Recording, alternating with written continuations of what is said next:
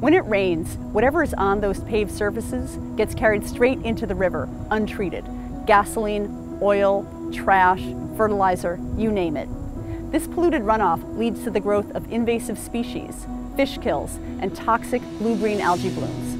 And in the climate change era, all those paved surfaces also mean more flooding. And we're not talking far off in the future. The Northeast has seen an 8% increase in precipitation since 1991, and intense rain events, meaning 99th percentile events, have increased 71% since 1958, the greatest increase nationwide. Did you ever think about what percentage of your community is impervious, meaning covered by roads, buildings, parking lots? Probably not, but you should.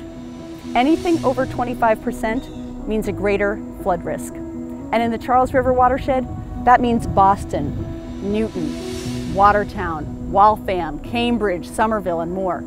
Our watershed is actually the most urbanized in Massachusetts. And of course, these impacts will not hit people equally.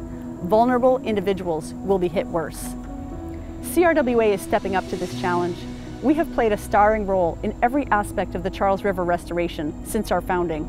From litigation to scientific studies to identify the real sources of pollution, to fearless advocacy, we have followed the data to hold polluters accountable, even when it means taking on powerful interests to demand that we protect the river, our environment, and public health.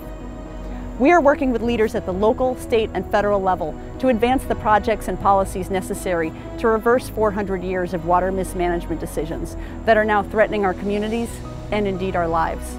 It starts with rejecting the hubristic assumption that humans can control nature and says rather, we need to learn to live with nature. We are engaging with residents all across the watershed, including many who have historically been left out of environmental decision-making, to build a strong and diverse coalition in support of a healthy Charles River.